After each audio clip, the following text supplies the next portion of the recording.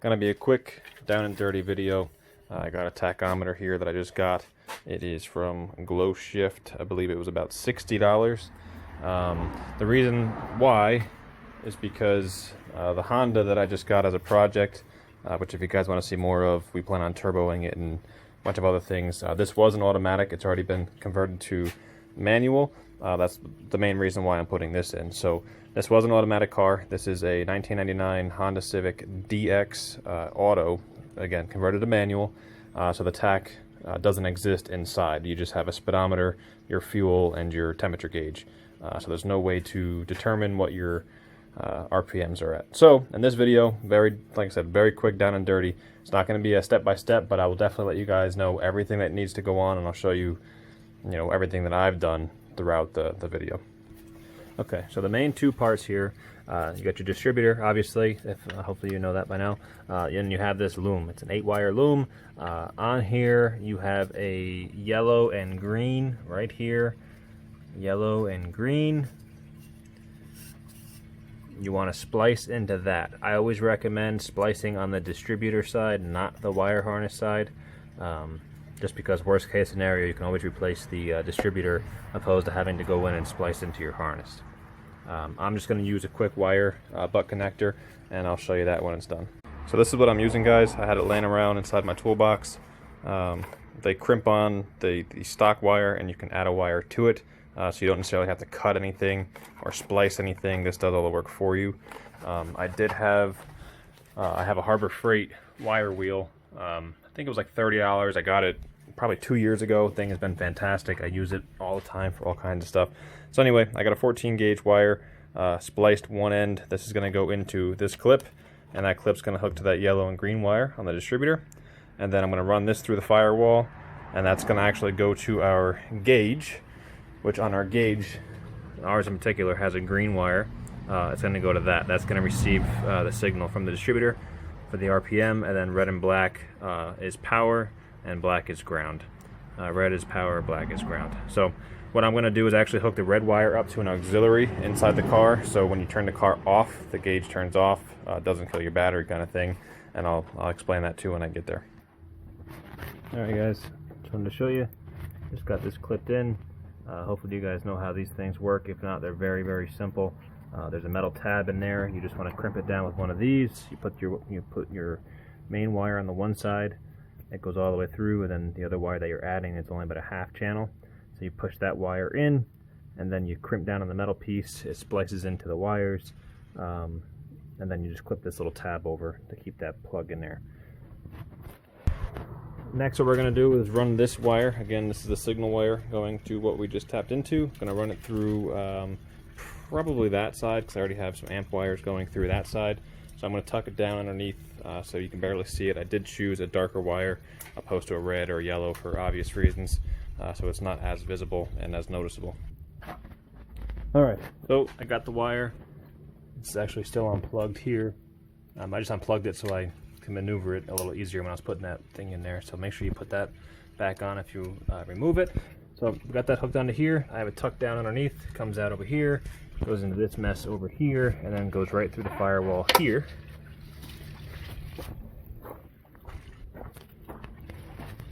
Sorry for the mess. I have some interior pieces coming. So again, if you guys are interested in this build, I'll do a walk around at the end of this video, or at some point, of what the car looks like. But we already have some racing seats, racing brackets, harness bar that goes across. Interior is going to be based in red. It's got red seats coming. I have red spoon floor mats coming. I have a red harness bar coming. I'm going to do quick installs on those two. I'll give you guys some details on that. You just have to like this video so I know you guys want that, because I don't want to waste my time doing all this video in between when I can just bang it out with no video. So if you like this, you want to know how, and you came across this, just again let me know that you did, so I can help you guys out in the future. So I have this ran through the firewall. I'm going to tuck it up nice, come up through here. I'm actually going to mount that gauge up here. I think, I haven't mocked it up there yet, but I think that's where I'm going to put it. So that way when the steering wheel isn't like this, but when the steering wheel's straight, when the tire's straight, it should sit right about here, and it'll have a perfect view for it. I'm not sure how much it'll obstruct the odometer, you know, and speedometer and all that. So I'll look into that once I mock it up. If it's too much, you know, I can put it over here if I want, which I really don't want to. I could put it next to, you know, on this side of the hump over here, or I can even kind of maybe just offset it so that way it blocks the temp gauge a little bit. But again, I don't want to do that either, obviously. So we'll see. I'm gonna mock it up and I'll let you guys know what I came up with. All right, guys, I don't know how this is gonna come across on camera, but I pretty much marked my center line. I did decide to go with it right above the steering wheel there. I tried other places, just didn't like it. So marked my center line, and then I actually, it's very hard to see. See if I can set it down here. Yeah, it's hard to see, but I got 2 circles. I pretty much just put the bracket on here, centered it up best I could, and then I drew 2 circles. And now I got it over at the drill press. I'm gonna drill it out through the plastic because I don't really care if this gets, if I mess it up somehow, some way, I can always go to the junkyard and find a million of them. So what I did was I got my drill bit. I matched up the supplied hardware to the drill bit, so I have, it's a pretty exact size. So I'm going to do that, and then they supplied some washers and some little nuts, and we'll put that on there, and hopefully the clearance underneath, when I put it back on, it'll clear the steering column.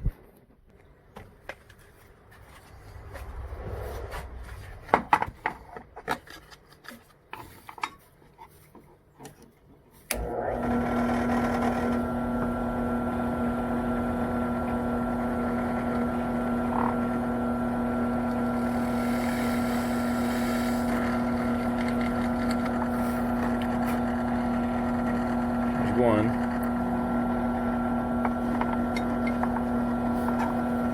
Don't do it like me, guys. Obviously this isn't the safest way to do it, but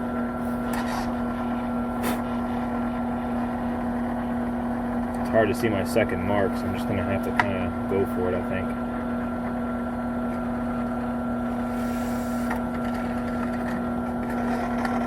Alright, there's 2 holes. Let's hopefully they line up.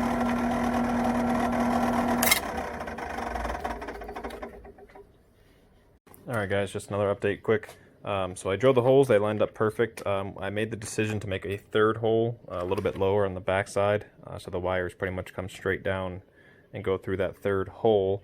Then obviously they're going to come out of the bottom here, and it's going to run back down behind the steering wheel. You know, so that way you can't see it. It's a little bit more of a cleaner look. A second choice that I made too was to put the bolts, I guess, upside down. Is really not a right way or a wrong way. The reason why I did that is just to make it a little bit more flush. Sorry for the blurriness inside of there. So that, you know, if there is any clearance issues, hopefully that'll be better than having, you know, that top part sticking out down here. So I flipped those. It looks good. I wish it was the other way, but that is what it is. That should work out fine, and you really won't be able to see it that much. So, all right, guys, just gonna show you it mocked up here. I got it installed, you know, at least on the column to where I need it to be. This is the driver view, so it does block, you know, your mileage and things, but with these Hondas in this age and who's had it before and what's been done, like this one shows, I don't know if you can see it there, 168,000. You know, who knows if that's true with a Honda? You never know. But anyway, and you can see there is tape down there where the SRS light is. So someone was definitely been inside that cluster. But anyway, that doesn't bother me. Neither does this being in my sight. Right about here, like, you know, I can see the full range. It works out pretty well. So hopefully that works out there. It should. I'm gonna grab some food real quick. We're gonna come back. We're gonna start button up these wires, and then we're gonna give it a start, and you guys can see how it works. Alright guys, just another quick update. I kind of tucked everything back here quick. I got it coming out here. I pretty much just daisy chained everything. And I'm going to hook up to this fuse here. That's an auxiliary fuse. So when the key's on, the gauge will come on. When the key's off, the gauge will turn off so you don't run up your battery. And then I have a ground, which is this wire. A little good practice is I put the black mark on there just so I remembered which one was ground, because I use the same color wire for the whole project. But I'm going to find a bolt down here somewhere that's going to chassis. Put these 2 in and we should be good to go. Alright guys, we finished it up. Down here, I just taped all this off nice with some electrical tape. You know, by nice, I mean quick and easy. Same wire running this way. What I did change up, I ran the ground wire back through this hole that I ran the original tach wire through. I ran the ground back out here and just put it here, just because underneath the vehicle, inside, it was just a pain in the butt to get all that to, I don't know, find a nice bolt, and it's cramped down there. It was just easier for me to reach up there, run that wire back through. So I got all this back on, as you can see. You know, you don't see any wires. You can see up there, it runs down nice and clean through the hole that I drilled. Down here, you can see some of my amp wires and stuff. I didn't actually do that. That was the previous owner. So I'll just show you guys this working. Like I said, this was switched from a automatic to a manual, and the person that did the swap, it wasn't me, it was the person before me, didn't convert the wires underneath from automatic to manual, so I can actually start it without pushing the clutch. I gotta fix that. But anyway, so you can see the key's in, the gauge is off, turn the key on, gauge comes on. Sorry for the beep, I'm sure that's gotta be loud. Make sure I'm in neutral. Alright, let's go. So there you go. So now you got a nice tach. Like I said, it's sitting here in the middle of the seat. It's pretty much center, so I can still see the speedometer. I'm actually a little taller, so I'm more about up here, the numbers that actually matter. So that's it. It runs well. This one in particular, you can actually push this button and set your, your shift light to, I think mine I set to 6,000 or something, 6,500 maybe. And that's it. It's actually fairly simple. It is getting a little bit darker here now. I don't know if it's going to rain or what, but I had some family stop by and whatever else. Anyway, it does works pretty well. It's very responsive. I can definitely say the glow shift was a good buy for 60 bucks. It's very responsive from the other ones I've seen off eBay and things. This one works pretty well.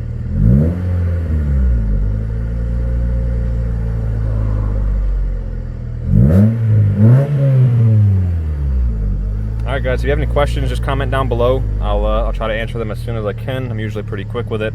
And like I said, I'll do a quick little walk around. Just picked it up. I was actually working on some suspension work today. This thing is fairly low. I'm rubbing everywhere.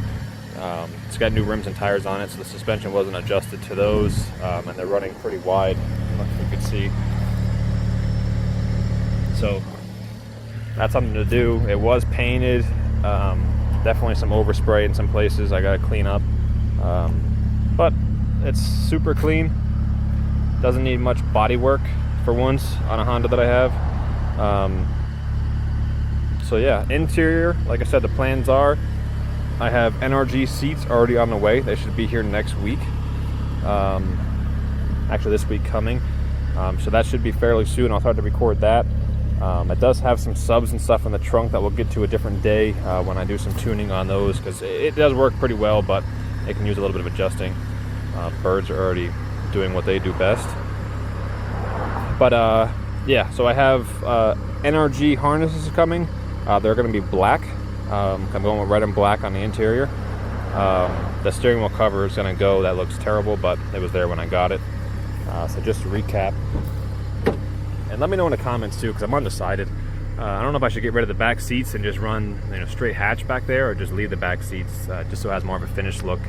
I don't really care about weight reduction, but I just don't know which one to do yet. So anyway, I'm going to have a harness bar. For those you don't know, it hooks up to the seat belts. The stock seat belt goes across behind the seats, and then actually has posts that come down and hook up to your seat belt here. It gives it a really nice look, almost like a roll cage look. It's not a roll cage, but it just cleans it up.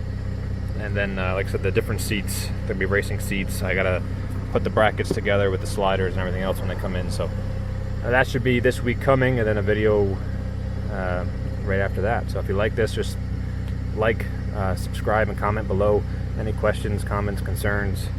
All right, guys, talk to you later.